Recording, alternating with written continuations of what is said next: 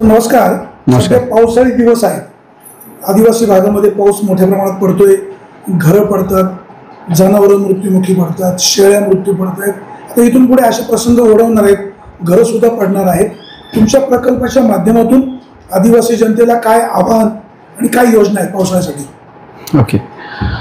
पावसाळ्याच्या दिवसांची सुरुवात होण्याच्या अगोदर नवसंजीवनची एक योजना असते. मान्य जिल्हाधिकारी महोदयांच्या अध्यक्षतेखाली त्याची मीटिंग पण होते. यामध्ये आरोग्य विभाग असेल, कृषी विभाग असेल, सर्व डिपार्टमेंटची एजन्सी असतात. उद्देश काय असतो की पावसाळ्यामध्ये ज्या गावांचा संपर्क तुटतोय त्या गावामध्ये धान्यांचा साठा ही व्यवस्थित असावा, यासाठी सप्लाय ऑफिसर यांच्याकडून धान्यांची व्यवस्थित तरतूद केली जाते. आरोग्य खात्याच्या बरोबर मीटिंग घेऊन तिथं डॉक्टरांची नियमित टीम, औषधांचा मुबलक पुरवठा, पाणी स्वच्छतेसाठी TCL पावडर, ह्या सर्व गोष्टींची तरतूद केली जाते. जर आपल्या आश्रमशाळांच्या बाबतीत जर म्हटलं तर ऑलरेडी नवसंजीवनच्या योजनेबरोबर गाभा समिती प्रकल्प अधिकाऱ्यांच्यासाठी अध्यक्षतेखाली पण एक कमिटी आहे. यामध्ये तालुका आरोग्य अधिकारी यांच्यासोबत आमची मीटिंग ऑलरेडी झालेली आहे. आज पण मी जुन्नर तालुक्याच्या आरोग्य अधिकाऱ्यांनी आंबेगावचे तालुका आरोग्य अधिकारी यांच्याशी बोललेलो आहे आणि आश्रमशाळेमध्ये आम्ही नियमित स्वरूपात त्यांच्या चेकअपसाठीचे कॅम्प केले आहेत. याच्या अनुषंगानं उद्याचा दिवस महत्वाचा आहे, कारण उद्या सिकल सेल दिवस आहे, आंतरराष्ट्रीय सिकल सेल दिवस. तर उद्या माझ्या सर्वच्या सर्व आंबेगाव आणि जुन्नरमधल्या सर्व शाळांमध्ये आम्ही सिकल सेलचे कॅम्प पण लावलेले आहेत. फक्त आदिवासी बांधवांना माझं हेच आव्हान राहील की पावसाच्या दिवसांमध्ये काळजी घेणं आवश्यक आहे. ज्या गोष्टींमध्ये नुकसान भरपाईचे किंवा आणि कुठल्या स्वरूपात योजना असतील तर सद्यस्थितीत माझी न्यूक्लियस बजेटची आता एक वेबसाईट सुद्धा सुरू आहे, ज्यातून मी ऑनलाईन अर्ज भरण्याचं ऑलरेडी आवाहन केलेलं आहे. तर माझी विनंती राहील सर्व बांधवांना की या योजनेच्या माध्यमातून आपण लाभ घ्यावा.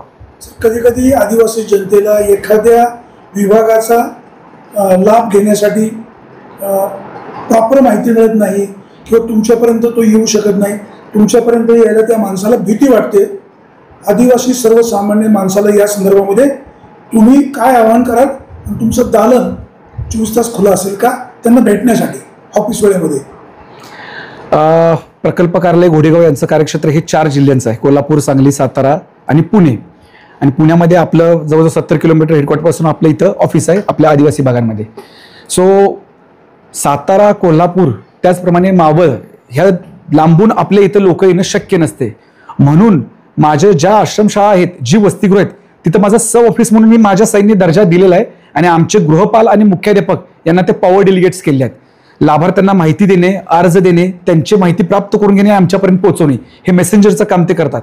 कराड असेल, मावळ असेल किंवा कोल्हापूरच्या ठिकाणचे असेल, तिथं सर्व स्थानिक स्तरावरती आम्ही कॅम्प घेऊन याबाबत जनजागृती केलेली आहे.